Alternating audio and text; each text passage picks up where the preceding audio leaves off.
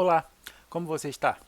Hoje voltamos com nossas atividades da disciplina de Anatomia e Fisiologia com o nosso último conteúdo do semestre, que são os sentidos especiais.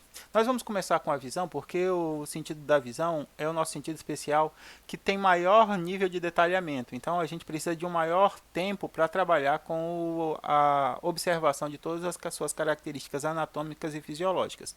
Então nós temos para o objetivo da aula de hoje entender o funcionamento básico da anatomia dos órgãos visuais, né? Então a gente vai ver como estão compostos nossos órgãos visuais, como é que está composto nosso globo ocular ou nosso bulbo ocular, dependendo da bibliografia que você estiver observando, como é que ele está posicionado, quais são as suas partes, e a gente vai entender como a imagem é formada num segundo momento. Então o órgão dos sentidos da visão vão ser divididos em duas etapas. Primeiro a gente vai conhecer a anatomia e fisiologia gerais dos órgãos relacionados ao nosso sentido de visão, e em seguida a gente vai ver a formação da imagem, o processo pelo qual esses estímulos fotoelétricos são transformados em estímulos nervosos, e esses estímulos nervosos são organizados na forma de imagem. Essa aula ela está disponível na internet, foi disponível pela internet pelo professor Vitor Pessoa. O professor Vitor Pessoa produziu esse material e disponibilizou para que a gente pudesse utilizá-lo como roteiro do nosso conteúdo. Você também pode utilizá-lo para ajudá-lo como roteiro de estudos, ver quais são as partes fundamentais para o entendimento do conteúdo necessário para a nossa disciplina. Então, o que a gente vai ver a partir da aula do professor é como nosso sentido especial da visão ele está organizado. Primeiro, a gente precisa conhecer a anatomia superficial do olho. O olho é o nosso órgão associado ao nosso sentido especial da visão. Então, a parte anatômica está relacionada à parte externa e à parte interna. Vejam o tanto de estruturas associadas à anatomia funcional do olho. Nós temos aqui as pestanas. As pestanas são um termo que é bastante utilizado apenas na anatomia, né? As pestanas correspondem aos nossos cílios, é onde nós passamos o rímel, né? Quando nós queremos nos embelezar, nós passamos o rímel nas pestanas. Tomara que seja isso mesmo. O rímel nos nossos cílios. O que são os cílios? Eles são projeções da borda de cada pálpebra. Tudo bem? A gente vai ver o que é a pálpebra. Aqui em 2 nós temos as nossas sobrancelhas. Esse conjunto de pelos aqui não serve apenas para finalidade estética, né? Qual é a finalidade das sobrancelhas, Ruth? É proteger o olho de suor, né? O suor do rosto cai na sobrancelha e corre pelo lado, então com sobrancelhas muito finas, uma pessoa sem sobrancelha, esse suor cairia sobre o olho, e esse suor é, pode ferir, pode machucar, né, o nosso globo ocular. Então essas sobrancelhas elas formam um arco sob a pálpebra superior com essa finalidade de ajudar na perspiração. O que é perspiração, Hudson? É na transpiração em pequenas quantidades. Então tanto os cílios quanto as sobrancelhas eles estão relacionados à proteção do bulbo ocular ou do globo ocular de objetos estranhos, da perspiração, que é a transpiração em pequenas quantidades, e dos raios diretos do sol. Perspiração é pequena quantidade? Ruth. Quando você está jogando sua bola, quando você está jogando seu vôlei, está fazendo sua atividade física, que você começa a suar com muita intensidade, o que acontece? Mesmo com a sobrancelha, a passagem de suor para o rosto. Então, para que isso aconteça, você faz a constante retirada do suor, não é isso? A perspiração é a transpiração em baixas quantidades. Então, pouco suor ele não vai incomodar o seu olho. E os raios solares também vai proteger, Ruth, de que forma? Percebam que a partir da cor dos nossos pelos, né, das sobrancelhas e dos cílios, a gente tem a atração de alguns raios solares para essa região, diminuindo a intensidade com que esses raios chegam ao nosso bulbo ocular. Nós temos aqui a pupila, né, a parte 3. A pupila ela é parte da íris, ela é a parte do diafragma da íris. Ela é um orifício no centro da íris que vai regular a quantidade de entrada de luz no nosso globo ocular. A íris é o nosso diafragma, né? Um diafragma que ele se fecha e ele se expande de acordo com a exposição à intensidade de luz. Quando a gente usa máquinas fotográficas, a nossa máquina do celular mesmo, ou aquelas máquinas com lentes, nós temos a íris da lente. Então o celular ele fica abrindo e fechando a íris da lente até focalizar. Quando ele abre a íris, ele permite a entrada de mais luz. Quando ele fecha a íris, ele permite uma menor entrada de luz. Isso favorece a focalização da imagem. Nós temos aqui a íris, né, que é a nossa menina dos olhos, é a parte colorida dos nossos olhos, né? Então é a parte colorida dos nossos olhos que regula a quantidade de luz na entrada do globo ocular a partir da pupila, que é esse orifício, essa entrada que pode ser regulada a abertura e o fechamento de acordo com a exposição à quantidade de luz. Nós temos a pálpebra superior, né? Essa região onde a gente passa a sombra. Também quando estamos nos embelezando, a gente tem a sombra lá, a gente passa primeiro a base, né, da maquiagem, depois disso a gente dá uma afinalada no nariz, utilizando luzes aqui no nariz e usa sombras aqui na região da pálpebra superior, essa região, para ficar cada vez mais bonitos, não é isso? A gente tem a carúncula lacrimal. A carúncula lacrimal é essa região aqui, ó.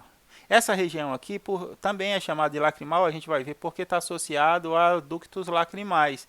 Mas a carúncula lacrimal está associada à produção de gorduras e de glândulas sudoríparas, né? Então aqui na carúncula lacrimal a gente tem a produção tanto de óleos, tanto de glândulas sebáceas quanto de glândulas sudoríparas nessa região do olho. A gente tem a comissura lateral, que é essa região aqui, ó, no canto do olho, esse ângulo no canto do olho aqui, na ligação da pálpebra superior com a pálpebra inferior. Essa região, comissura lateral, é essa região mais externa de ligação entre as nossas pálpebras, né? A gente também tem a comissura interior, comissura média, tá aqui, essa comissura que está mais associada ao nosso plano medial, né? Então por isso que é chamado de comissura média. Essa região aqui, ó, em 11, também é a ligação entre as nossas pálpebras. Esse ângulo aqui vai depender da genética de cada indivíduo, né? Asiáticos têm um ângulo menor, europeus têm um ângulo maior, e indígenas têm um ângulo menor dessas comissuras medianas e comissuras laterais.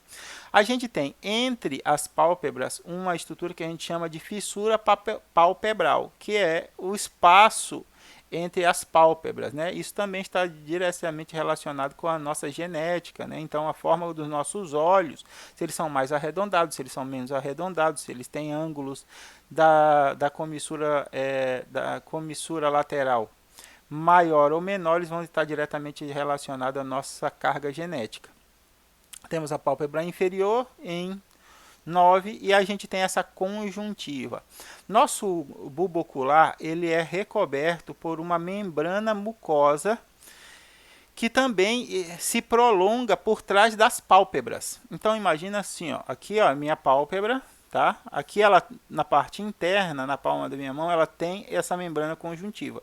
E aqui é meu globo ocular. Também na sua região externa também tem essa glândula.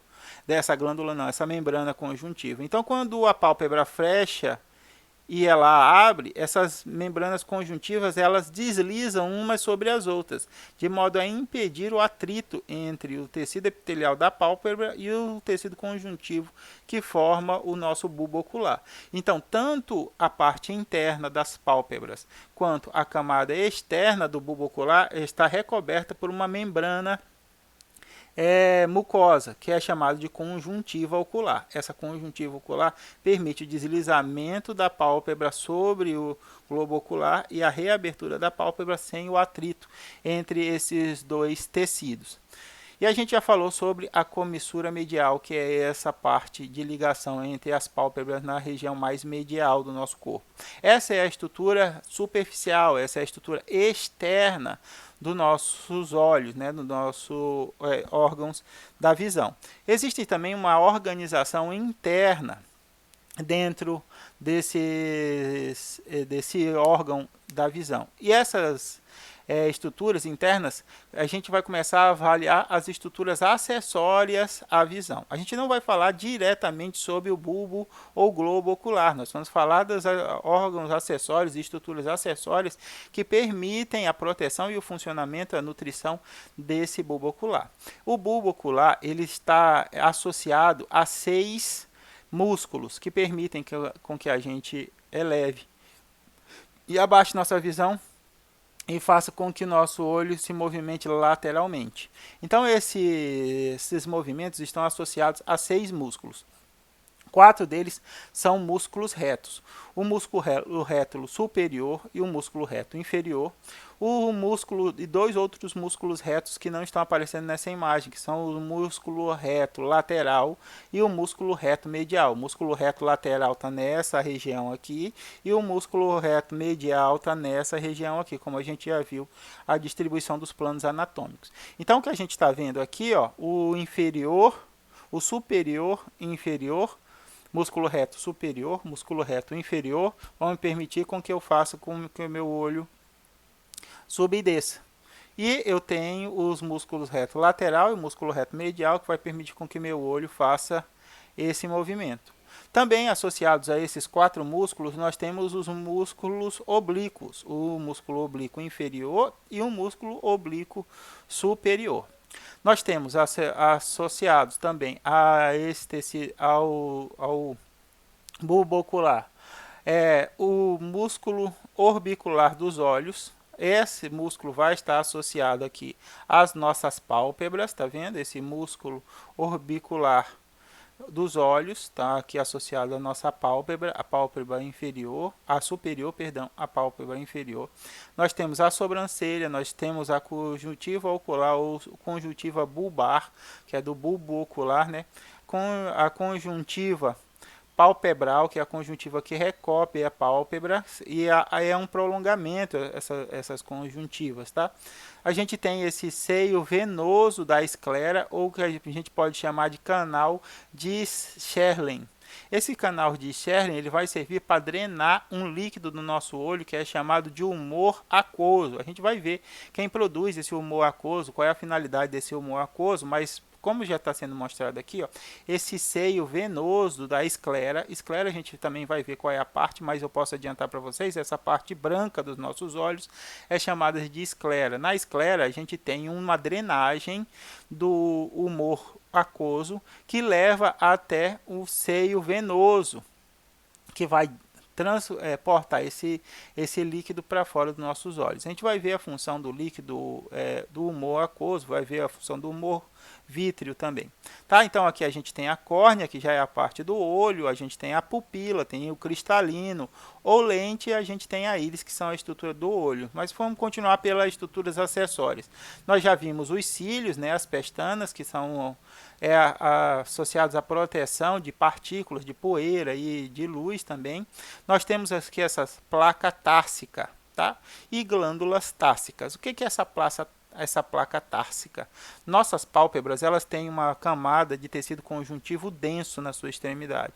Lembra daquela brincadeira que os meninos e as meninas tinham? Eu nunca fiz, porque minha avó sempre me colocou muito medo de que se o galo cantasse, nunca mais a placa tácita ia voltar para o lugar. Mas eles colocam a placa tácita para fora.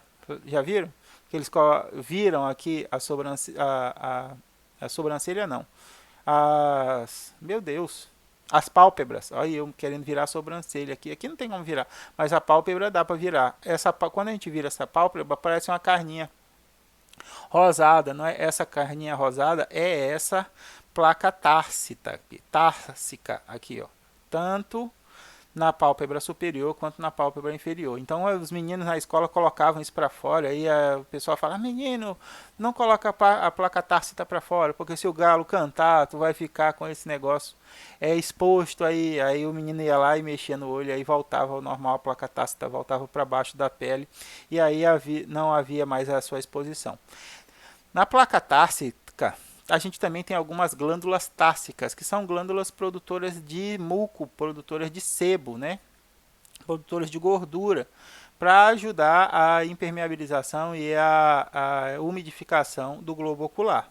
A gente já falou do músculo oblíquo, o músculo orbicular dos olhos. Essa aí também já falamos a respeito o músculo orbicular dos olhos. Então essas são as estruturas acessórias ao nosso bulbo ocular, ou nosso globo ocular. Por que tu chama de bulbo ocular, Ruth? Porque a literatura que eu estava acostumado chama mais de bulbo ocular do que de globo ocular, mas geralmente a maioria das bibliografias associadas à anatomia chama de bulbo ocular, porque não é um globo. A gente vai ver aqui, ó, essa estrutura aqui, esse desenho aqui, ele não é perfeitamente arredondado, tá vendo? Ele é mais oval, e isso na realidade ainda é mais oval ainda do que está no desenho. Então ele não é um globo, mas pode ser chamado comumente de globo ocular sem problema, por causa dessa estrutura arredondada, não que seja um globo perfeito, mas que seja arredondado, né? Então a gente tem aqui as glândulas sebáceas nos folículos pilosos, ali as glândulas társicas, isso, as glândulas de Tarso, as glândulas társicas, elas podem inflamar, gerando um processo que a gente chama de tersol, né? Então o que acontece? Você tem tersol porque você negou o pedido a alguma grávida, não foi isso? Tinha uma grávida que estava querendo um pouco da sua pipoca, você não deu, teve tersol, não é isso? Né? É nessa a função, a origem dos tersóis? Já negou? Já teve coragem de negar alguma coisa a uma grávida? Rapaz, se uma grávida pedisse meu fígado, eu dava para não ter tersol. A grávida fala, tá, esse fígado aí, tô sentindo que tá com esteatose bastante avançada. Vou querer. Tem como me dar? Eu falo, claro, minha senhora. Por que não? Porque eu não lhe daria um fígado engordurado como esse para a senhora se deleitar com como quer que seja. Só para não ter o tersol. O tersol ele é formado pela inflamação dessas glândulas sebáceas na base dos nossos cílios, né? Então, quando a gente tem uma inflamação, seja de origem bacteriana, seja de origem fúngica, seja de origem viral, a gente vai ter a inflamação, o recrutamento de células para esse local, e esse recrutamento de células nesse local vai formar esse edema, esse inchaço aqui que a gente chama comumente como tersol. Outra coisa que pode estar relacionado às pálpebras é o que a gente chama de calásio. Só que o calásio ele não é uma inflamação das glândulas dos cílios, tá? Ele é uma obstrução nos ductos dessas glândulas. Então não há uma inflamação, não há um processo inflamatório aqui, não há uma contaminação por micro-organismo. No calásio, o que acontece é que há uma obstrução dessas glândulas e o acúmulo das substâncias dessas glândulas faz com que elas inchem e o inchaço das glândulas leva ao aparecimento desse calo aqui. Por isso que ela é chamada de calásio, né? Forma essa protuberância aqui, esse edema aqui relacionados a essa obstrução. Aqui a gente pode fazer intervenção medicamentosa e aqui a gente também precisa fazer alguns procedimentos de desobstrução, como a lavagem, como às vezes a sutura, tem que cortar para retirar o excesso, depois suturar. Precisam fazer outros procedimentos. Então, tersol e calásio são coisas diferentes, têm origens diferentes, mas atuam sobre o mesmo conjunto de glândulas acessórias, que são as glândulas sebáceas ciliares, ou glândulas társeas, tá? Quanto à umidificação do nosso bulbo ocular, a gente tem um conjunto de estruturas que estão associadas à umidificação desse globo ocular. Esse conjunto de estruturas é chamado de aparelho lacrimal. Então nós temos glândulas lacrimais na parte superior da pálpebra, na pálpebra superior, com as quais essas glândulas têm ductos. Cada glândula tem aproximadamente 12 ductos excretores de lágrimas, e esses ductos levam o conteúdo dessa glândula até os nosso bulbo ocular, tá? Essas lágrimas, elas têm a composição de água, 90 e tantos por cento, 95% da composição da lágrima é água, contém sais, por isso que ela é salgadinha. Como é que tu sabe? Já experimentou lágrima, Ruth? Já todos nós já experimentamos lágrima. Quer dizer, não sei se todos nós. Eu já experimentei lágrima, tá? Quando era mais jovem, tinha meu coração muito maltratado pelas outras pessoas. O que acontecia? A lágrima vertia e alcançava o canto da boca, e aí você sabe que ela é. Já aconteceu com você? Não? Levante as mãos ao céu. Se já, você sabe que a lágrima é salgadinha, né?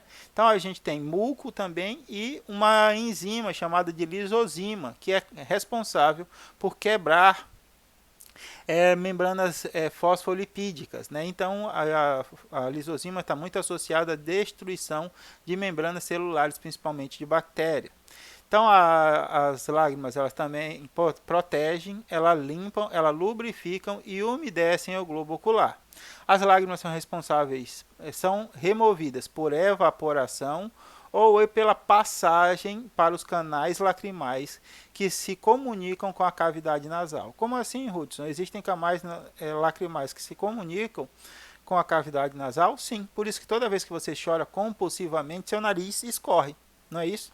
Ah, Ruth, quando eu estou assistindo aquele filme que só corre uma lágrima pelo canto do meu olho aqui, não acontece nada. Mas quando chega no final do filme, que o mocinho e a mocinha eles se unem depois de sofrerem tanto, depois de terem comido o pão que o diabo amassou, aí eu choro compulsivamente, choro de soluçar. Nesse momento até meu nariz escorre. Ué, o que tem a ver chorar com seu nariz escorrer? Agora você já sabe, as lágrimas elas são drenadas por canais lacrimais que estão associados ao seu nariz, por isso ele escorre quando você chora copiosamente, né? Melhor dizendo do que compulsivamente. Chorar copiosamente é chorar em grande volume, né? Sob a estimulação parasimpática, as glândulas lacrimais produzem o líquido em excesso, que nós chamamos de choro. Então o que acontece? Escutei uma música, tive uma lembrança, bateu uma saudade de um tempo que eu ainda não vivi, saudade de coisas que nós não vivemos ainda, não é isso? O que acontece? Seu sistema parasimpático estimula suas glândulas lacrimais a produzirem mais lágrimas, mais líquido lubrificante do que seus olhos necessitam. O que faz? Ele começa a se acumular. Então você tem aqueles olhos marejados. Sabe quando a pessoa ainda não verteu a lágrima, ela ainda não derramou a lágrima, mas você olha, o olho dela está cheio d'água? Exatamente. Ela não quer fazer o movimento de eliminação da lágrima, que é a abertura e o fechamento das pálpebras. O que acontece? Quando o seu olho está cheio de água, as lágrimas elas começam a verter pelas comissuras, sejam as comissuras mediais ou as comissuras laterais. Por que acontece isso? Porque nessa região há o maior acúmulo e há o extravasamento desse líquido contido no bulbo ocular, na superfície do bulbo ocular. Quando você está chorando copiosamente, quando você está chorando muito, existem aqui na entrada desse canal lacrimal superior um ponto lacrimal. Quando você fecha o olho, há o estímulo da abertura desse ponto lacrimal, o que faz a drenagem desse líquido, das lágrimas, pelo canal lacrimal para essa região que a gente chama de saco lacrimal. Esse saco lacrimal ele é uma expansão de um ducto que a gente chama de ducto nasolacrimal. O acúmulo de lágrimas no saco lacrimal vai ser transportado para o ducto nasolacrimal pela gravidade. Então as lágrimas começam a se acumular aqui no saco lacrimal e a gravidade trazem as lágrimas para o ducto nasolacrimal. O ducto nasolacrimal tem uma região de conexão, que é o corneto nasal inferior. Isso vai permitir a passagem das lágrimas para a região da cavidade nasal e aí seu nariz vai começar a escorrer. Você está chorando também pelo nariz. As lágrimas produzidas pelas glândulas lacrimais são drenadas pelo canal lacrimal, acumuladas no saco lacrimal, transportada para o ducto nasolacrimal e depois liberadas pela cavidade nasal. Então você começa a chorar e aí já chega alguém com um lencinho para você enxugar o seu nariz também, porque você também está chorando pelo nariz. Então esses processos também são processos associados ao nosso sistema ocular, nossos órgãos da visão. Então a gente viu que a lágrima ela está aqui para proteger, para limpar, para lubrificar e umedecer. Lubrificar e umedecer eu acho que são os mesmos sentidos, mas o professor Vitor traz para a gente dois termos, o bulbo ocular. Tá? Proteger, porque quando você está andando de moto, cai um cisco no seu olho, o que você faz? Seu olho não enche de lágrima para favorecer a retirada dessa partícula de poeira, né? Limpa, então protege de bactérias, protege de outros parasitas que podem infectar o seu olho através da lisozima, limpa a partícula de poeira, lubrificam. Quando você está com o olho aberto o tempo todo, o que começa? O olho resseca, não é isso? E aí começa a arder. Por quê? Porque toda vez que você abre o olho, você fecha esses ductos excretores de lágrimas aqui, sem manter eles abertos. Mas quando você pisca, você permite a liberação do conteúdo das glândulas lacrimais sobre o globo ocular ou bulbo ocular, fazendo a lubrificação, a umidificação desse bulbo. Então você impede para que ele deixe de arder, ok? Na anatomia do crânio, nossos bulbos oculares eles estão na estrutura que a gente chama de órbita ocular. A órbita ocular é essa estrutura essa estrutura em forma de cone, aqui com uma abertura larga e lá dentro uma abertura estreita. Então, cada bulbo ocular de um indivíduo mede cerca de 2,5 centímetros de diâmetro, né, de um lado a outro. Cada globo fica alojado no que a gente chama de órbitas oculares, que são essas estruturas aqui no nosso crânio, que a gente já trabalhou quando falou sobre ossos cranianos. E a gente vai ver que o globo ocular, o bulbo ocular, ele pode ser dividido em 3 túnicas, 3 camadas. A gente pode chamar essas túnicas de fibrosa, vascular e túnica da retina, ou a gente pode chamar essas túnicas de túnica externa, média e interna. Tudo bem? Mais comumente, os livros que eu gosto de utilizar chamam essas túnicas de túnica externa, média e interna. E a retina é um componente da túnica interna. As estruturas vasculares são uma componente da estrutura média e a região fibrosa é uma estrutura da camada externa. Tudo bem? Não sei qual é a fonte que você vai utilizar para os seus estudos, complementação dos seus estudos, mas tanto você pode encontrar túnica fibrosa, vascular e retina, como você pode encontrar a túnica externa, túnica interna e túnica média, ok? Aqui o professor Vitor traz para a gente túnica fibrosa, túnica vascular e túnica retina. Então a gente tem a externa, a média e a interna. Na túnica fibrosa, a gente tem essa camada mais superficial do globo, que é formado pela córnea e pela esclera, a parte branca do olho. A córnea é um tecido ricamente vascularizado. A gente vai trabalhar com a córnea e o corpo a partir dos slides à frente. Mas a córnea é a região, é a camada de tecido mais superficial, que é ricamente vascularizada. Não. Quem é vascularizada é o coroide, tá? A córnea não. A córnea, perdão. A córnea é essa estrutura aqui, ó. Essa estrutura na frente da íris, perdão. Eu confundi córnea com coroide, por isso ela é a mais superficial. A córnea é essa parte mais superficial que está à frente da íris. E a gente tem a esclera, que é essa parte branca do nosso tecido conjuntivo. Perdão, então deixa eu desfazer a confusão que eu mesmo criei. A camada mais superficial do nosso globo ocular é formada por 2 partes, a córnea e a esclera. A córnea é a parte que está anterior à nossa íris e vai servir para focalização dos raios de luz, ok? E a esclera é a parte branca do olho, é o tecido conjuntivo que vai organizar, que vai permitir a organização do bulbo ocular. Já na túnica vascular, aí assim, a túnica vascular é a camada média do globo ocular, também chamado de camada média. A gente tem a formação do coroide e do corpo ciliar. O coroide, que é o que eu estava confundindo, o coroide sim, que é a estrutura vascularizada.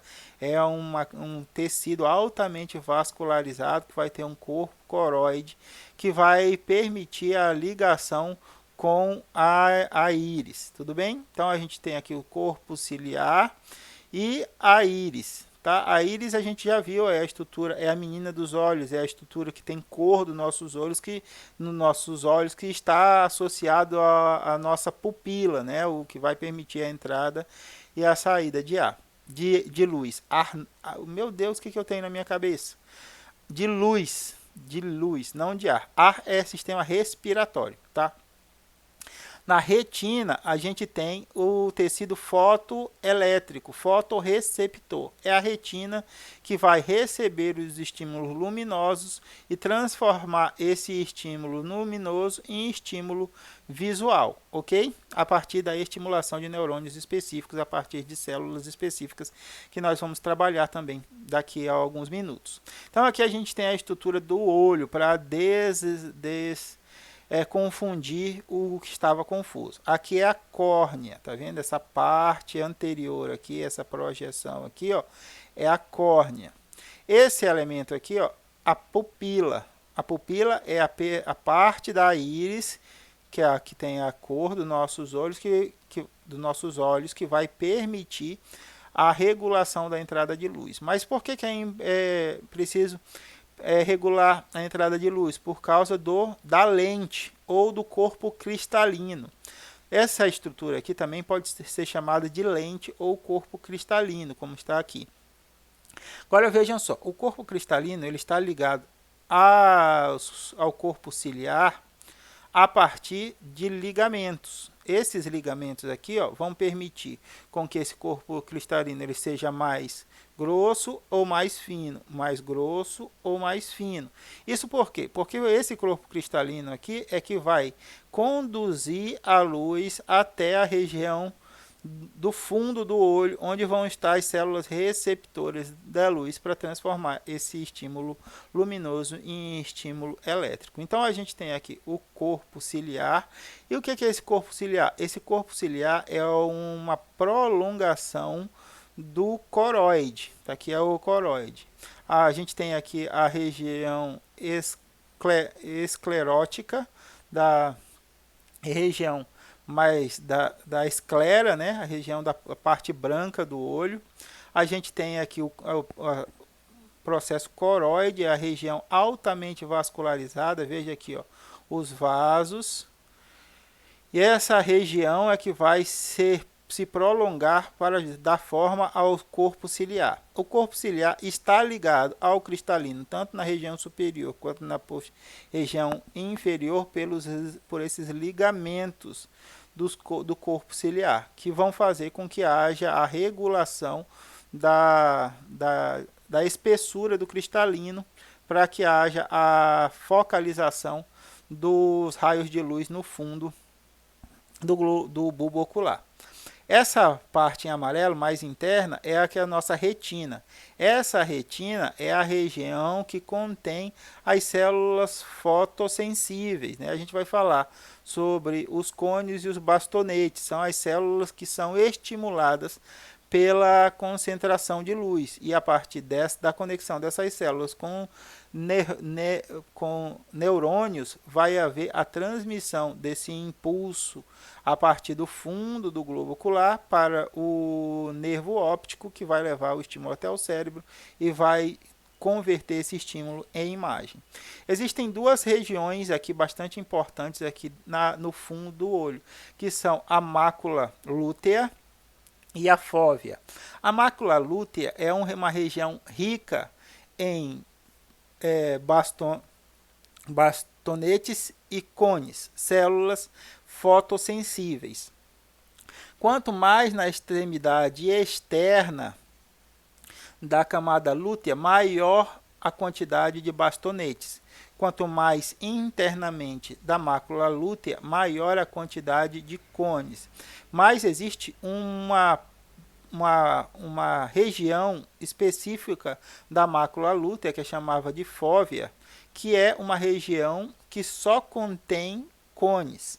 Então a gente vai ver a função dos cones, vai ver as funções dos bastonetes, mas essa região aqui, ó, é o ponto focal da nossa visão. É para cá que a maior quantidade de luz deve ser encaminhada, porque nesta região nós temos uma alta concentração, tanto de bastonetes quanto de cones, que são essas células fotossensíveis que vão permitir a conversão desse estímulo luminoso em estímulo elétrico nos nossos nervos. E aqui a gente tem a captura desses estímulos pelos neurônios até alcançar o nervo óptico. Nós também temos essa região aqui, ó, que é chamada de região do ponto cego. Por que, Hudson? Está vendo que essa região aqui é o local onde há a entrada tanto dos vasos sanguíneos como dos nervo óptico no bulbo ocular? Essa região aqui, ela não contém células fotossensíveis, elas não contêm bastonetes e não contém cones. Então, quando o cristalino, por algum motivo, projeta a luz sobre essa região aqui, como não existem células fotossensíveis, nessa região não são formadas imagens. Apesar de, nas regiões que a flanqueiam, existirem células fotossensíveis que podem estimular os neurônios associados à construção da imagem a partir da visualização, nessa região, na região de entrada, tanto do nervo óptico quanto da vascularização do globo ocular, não existe células fotossensíveis. Percebo que não há a região aqui da retina nesse ponto. Isso faz com que toda a luz emitida nesta região aqui não seja convertida em imagem. Hudson, isso é muito interessante, esse ponto cego. Não é esse é o ponto cego. Como é que eu posso ver ele no dia a dia? Acontece comigo sempre. Não sei o que acontece com vocês, me diga aí vocês. Quando você está para matar um carapanã, o carapanã está voando aqui, ó. Você está aqui, e aí quando você foca ele para dar a mãozada, ele simplesmente desaparece da sua vista. Já passou por isso? Você está vendo o carapanã aqui, ele está vindo aqui, vou matar. Ué, cadê? Aí ele já sumiu da sua imagem. Por que isso? Porque naquele momento o carapanã ele se alinhou com o ponto cego. E aí ele parou de ser enxergado, deixar de ser enxergado. Mas, Hudson, isso daí eu não consigo entender. Se existe um ponto cego no meu olho, como é que eu não vejo um buraco escuro nessa região? O nosso sistema nervoso, ele compensa a debilidade do nosso sistema visual. Como assim? Nós, através de um processo mental, conseguimos burlar essa debilidade. De que modo? O cérebro ele projeta uma imagem no ponto cego. E você vê uma imagem que o cérebro acha que está lá. Exatamente. Às vezes o cérebro achar é uma coisa e realmente está lá é outra coisa. É o que a gente chama de ilusão óptica. Tá? Eu assisto um programa muito interessante que é chamado de Truques da Mente. E aí o Truques da Mente estava falando um dia desse sobre o nosso órgão especial da visão. E eles falaram uma coisa que eu falei, meu Deus, Jesus amado, é isso mesmo. Ele falou que condutores se envolvem muito em acidentes porque o cérebro espera que vê alguma coisa que não está lá. E aí ele não vê uma coisa que está. Como assim, Hudson? Aqui em Humaitá eu tenho muito cuidado com bicicletas elétricas. Por quê? Porque elas são veículos bastante rápidos e elas não fazem barulhos. Né? Então, quando você olha para um lado, quando você está perto de uma moto, você pode não estar vendo a moto, mas você consegue ouvir a moto. Então, como você está ouvindo a moto, você tem ciência que algum lugar perto de você tem uma moto. A bicicleta elétrica tem a desvantagem, ela tem as duas desvantagens da moto. Ela é pequena e ela não faz barulho. Então você fica dentro do carro procurando nos três retrovisores a bicicleta elétrica. Se ela estiver do seu lado, você não consegue enxergar. Ela está do seu lado, um pouco afastado, porque seu retrovisor não vai pegar e você não escuta o barulho. Então eu estou o tempo todo preocupado com a moto elétrica. O que acontece às vezes? Quando eu paro num cruzamento e olho para o lado procurando uma bicicleta elétrica, eu não vejo nada. Eu olho para o outro lado e não vejo nada. Por quê? Porque eu estou procurando uma bicicleta elétrica. E quando eu olho e não vejo nada, eu ignoro a moto que está vindo, ou o carro que está vindo. Por quê? Porque eu virei e estou procurando uma bicicleta elétrica. Eu induzo o meu sistema nervoso central a procurar uma bicicleta elétrica. E no meu ponto cego, como ele completa a imagem com o que meu cérebro acha que está lá, ele tampa o que realmente está. Então, se eu olho para um lado, procuro uma bicicleta elétrica e está vindo uma moto, muitas vezes eu não vejo essa moto. Às vezes vem um carro, muitas vezes eu não vejo esse carro. Por quê? Porque eu estou pensando em ver uma bicicleta elétrica. O Truques da Mente mostra isso muito interessantemente. Se vocês tiverem a oportunidade de procurar o programa Truques da Mente, Ilusões de Ótica, vocês vão ver que é um processo fenomenal a forma com que o nosso sistema nervoso central ele coordena uma série de funções para compensar a nossa dificuldade visual, nosso sistema visual. Eu trouxe um vídeo que vai mais ou menos lhe ajudar a entender isso. O vídeo ele tem áudio, então eu vou ficar caladinho para que você consiga acompanhar as instruções do vídeo para ver o ponto verde desaparecer, para ver o ponto vermelho desaparecer e ouvir as explicações de por que isso acontece, tá bom? Depois a gente volta a falar do bulbo ocular. Oi, errei. Ixi, ainda tá longe, mas era para estar aqui. Meu Deus, será que eu não coloquei o vídeo? Ué, deixa eu colocar aqui rapidão para vocês.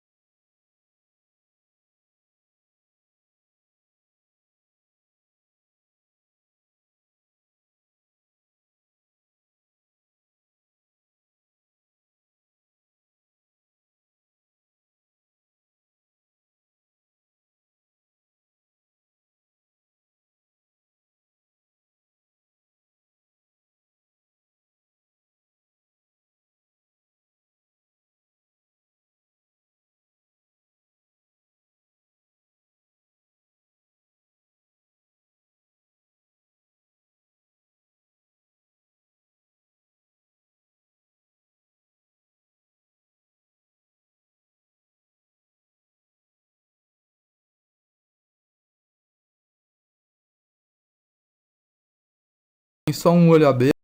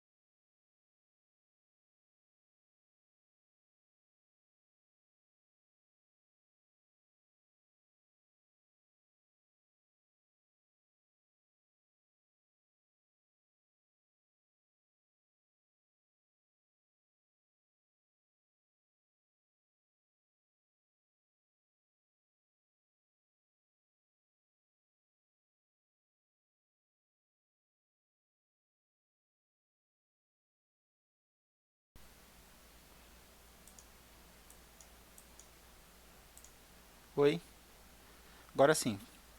Voltando, você conseguiu? Nem sei se eu vou repetir o vídeo porque eu deu esse deu esse problema com o meu microfone aqui, esse mau contato. Não sei se vocês conseguiram ouvir o vídeo inteiro. Então eu vou voltar lá no vídeo para ver se para evitar que não vocês não tenham ouvido alguma parte, que realmente é muito legal.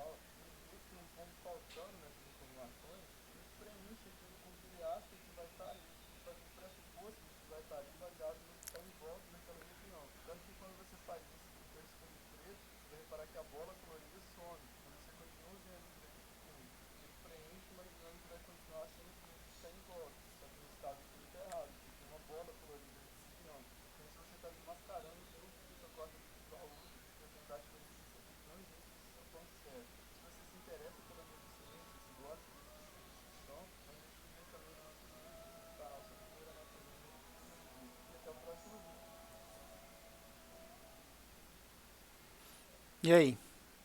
Acho que agora foi bacana. Não é interessante? Conseguiu ver sumir a bolinha amarela, a verde? Conseguiu ver a bolinha vermelha sumir? Como ele falou, se você não conseguiu fazer uma das bolinhas sumir, você não está orientando direito ao alinhamento do seu olho que ficou aberto com a bolinha. E você não pode ficar voltando o seu olho que está aberto para outra bolinha. Então você tem que ficar cada vez mais de lado.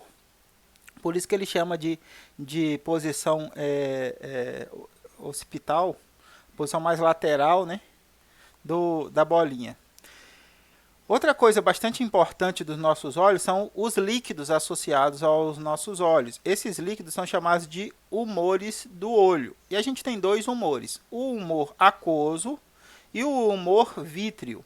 Como o nome sugere, o humor aquoso é um humor transparente, é um conjunto de líquidos transparentes que estão nas cavidades anteriores, que são aqui a nossa córnea, e na região posterior, que é entre a íris e o cristalino. Então, nessas duas posições, nós temos um líquido aquoso chamado de humor aquoso. Esse humor aquoso ele é produzido pelos processos a partir de processos dessa estrutura esqueci, corpo ciliar. Projeções desse corpo ciliar, que é processos do corpo ciliar, vão produzir esse humor aquoso. E esse humor aquoso ele vai se acumular na região anterior da íris, que é a córnea, e na região posterior à íris e anterior ao cristalino, que é essa região aqui. Esse humor aquoso, ele tem a finalidade de nutrir as células dessa região. Percebam que a vascularização do olho não alcança essa região. Então, o que acontece? Essas projeções... Meu Deus, como é que é o nome? Já me esqueci de novo. Projeções do corpo ciliar, não é isso? Corpo ciliar? Corpo ciliar, muito obrigado. Sabia que eu tinha ouvido, mas não confiei em você. Perdão, desculpa pela falta de crença. Corpo ciliar, as projeções do corpo ciliar, que são essas projeções aqui de vascularização, liberam o humor aquoso para nutrir as células dessa região do nosso bulbo ocular, devido à ausência de vascularização para essa região. O resto dessa região, do resto dos olhos, ela é recoberta a região posterior ao cristalino é recoberto por um outro humor, que a gente chama de humor vítreo. Como o nome sugere, ele também é transparente, mas ele é muito mais gelatinoso do que o humor aquoso. Ele tem a finalidade de dar forma, manter essa forma mais arredondada do bulbo ocular, a partir do preenchimento desse espaço com esse humor vítreo, ok? Existem patologias associadas ao tanto o humor aquoso quanto ao humor vítreo. Trouxe para a gente uma patologia chamada de glaucoma, porque é muito comum entre as pessoas que está associada à má circulação do humor vítreo. O humor aquoso, perdão, do humor aquoso. Então a gente tem aqui, ó, no olho normal, a gente tem as canais de drenagem do humor aquoso, fazendo com que haja sempre uma pressão específica dentro do nosso bulbo ocular.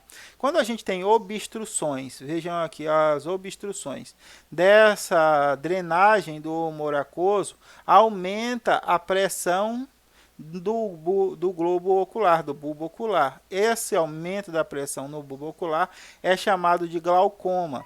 E o glaucoma ele pode evoluir de tal modo a levar à cegueira. Por quê? Porque conforme há ao aumento da pressão dentro do bulbo ocular, há a constrição das veias e artérias que permitem a nutrição do bulbo ocular, fazendo com que haja a perda de células sensíveis à luz, gerando desse modo a perda de visão do indivíduo. Então aqui a mudança no nervo óptico associado a esse processo de compressão e falta de nutrição devido ao aumento da pressão ocular.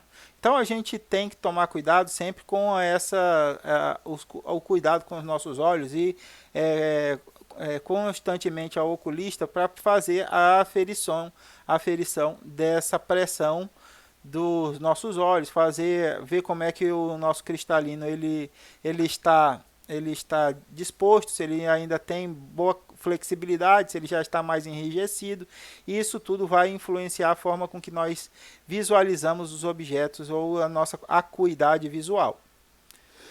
Aqui a córnea é essa parte mais superficial do olho, onde está preenchida pelo rumor aquoso, né? Ela é uma capa transparente que cobre a íris, que é a menina dos olhos, que é a parte colorida. Ela serve para focalizar a luz sobre a retina. Então aqui a gente tem o nosso olho, tá? E aqui a gente tem a córnea, tá? Então a gente tem aqui a partir da córnea há vários pontos de entradas de luz. A córnea ela vai favorecer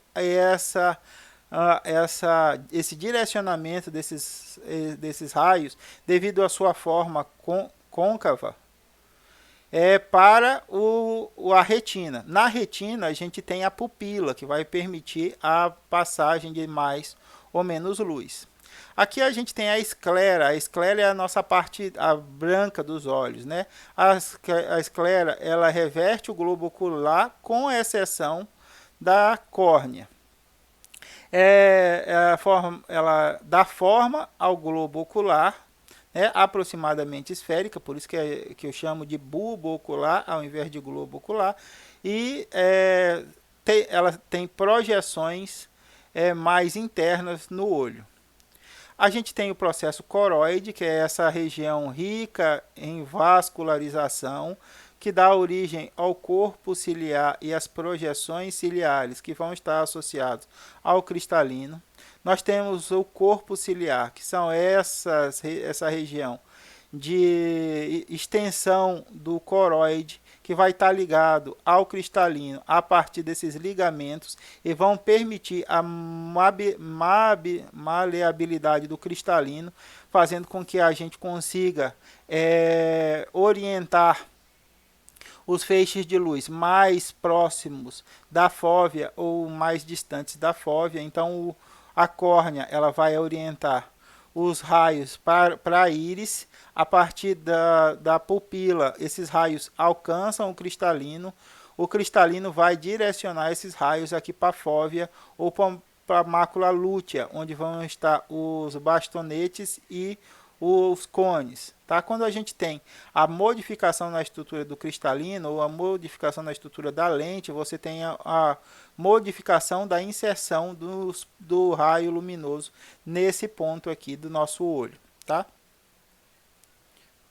Aqui a gente tem a estrutura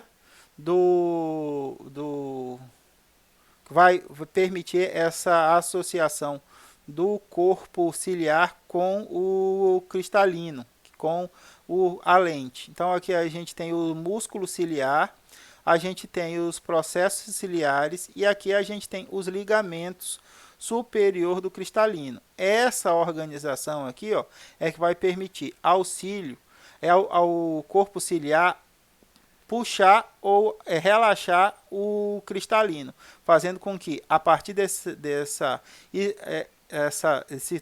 tornar ele mais espesso, eu não sei se posso chamar de espessação, acho que não, né? Tornar mais espesso é o quê?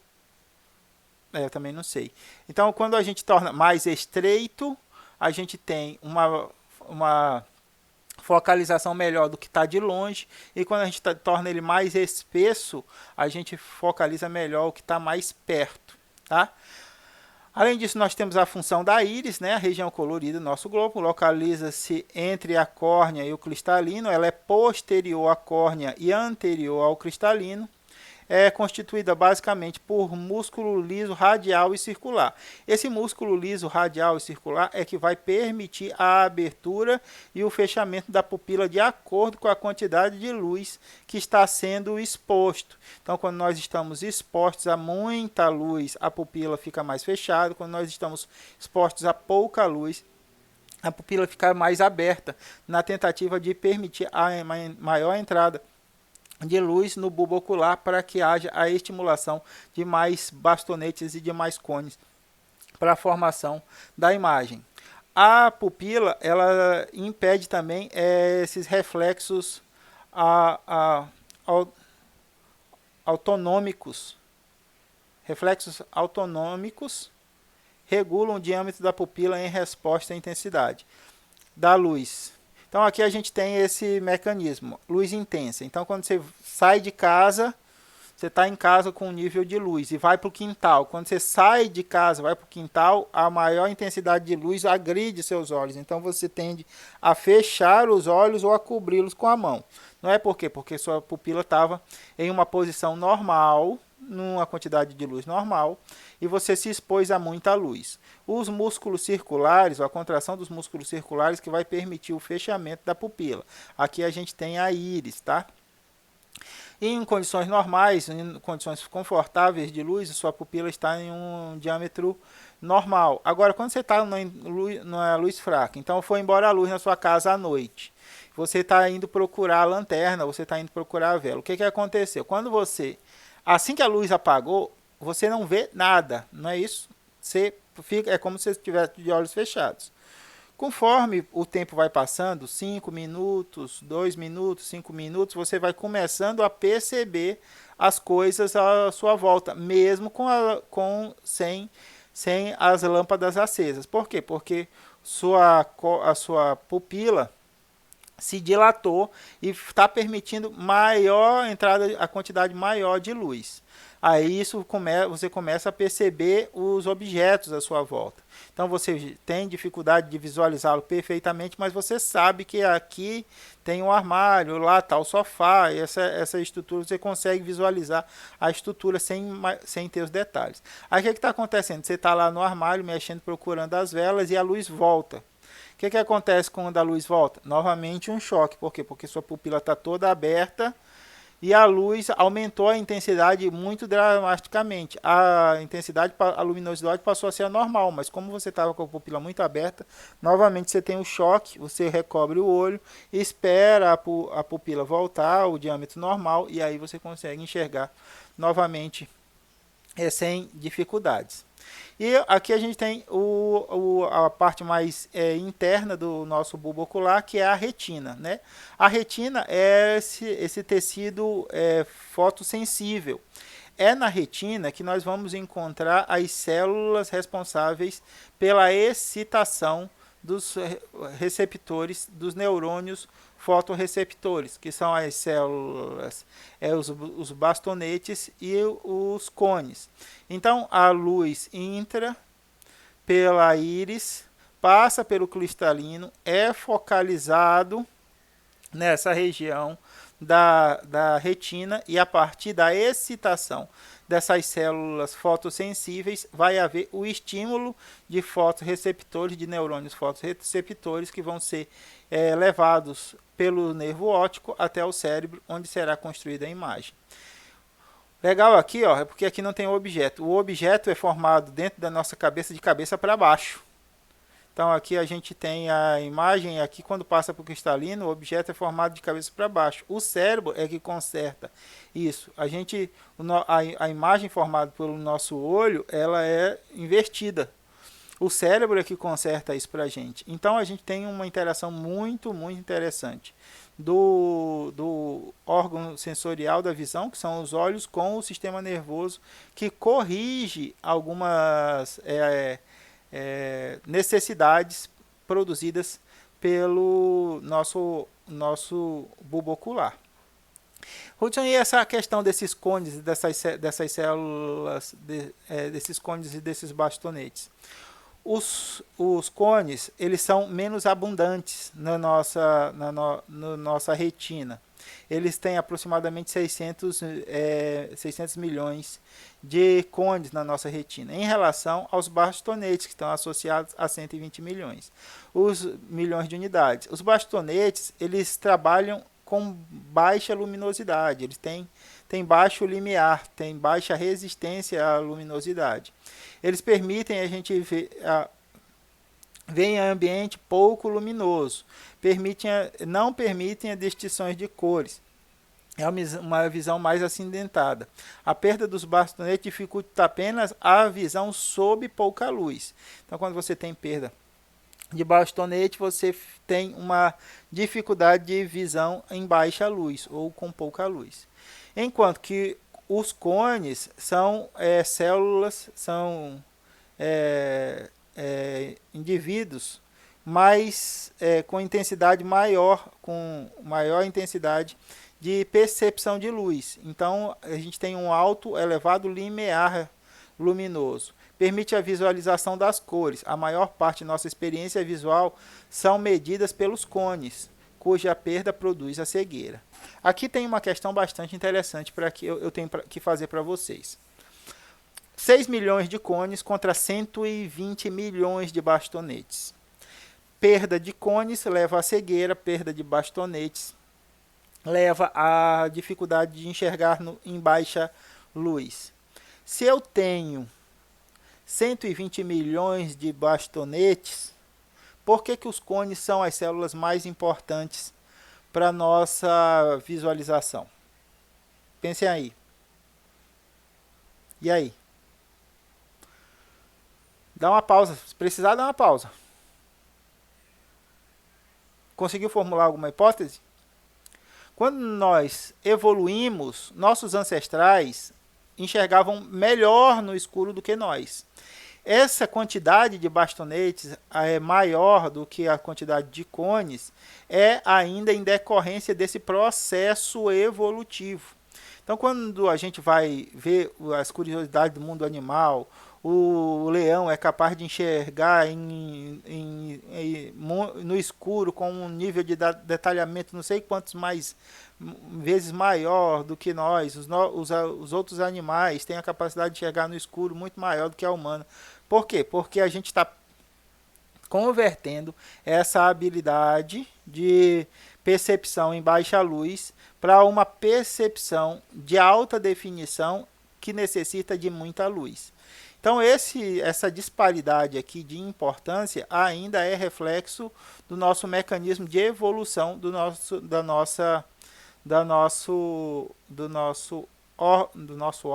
nosso sentido especial da visão.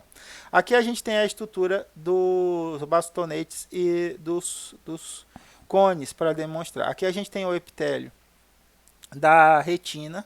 A luz é emitida e percebida aqui pelos bastonetes e pelos cones. Percebam que a diferença dos bastonetes e os cones são essas estruturas aqui na base de conexão com os neurônios. Os bastonetes, a estrutura é mais delgada, mais estreita, enquanto que nos cones essa estrutura é maior, né, mais larga. Então aqui a gente tem uma camada de tecido epitelial da retina, aqui a gente tem a camada dos fotorreceptores, as células, tanto os bastonetes quanto os cones.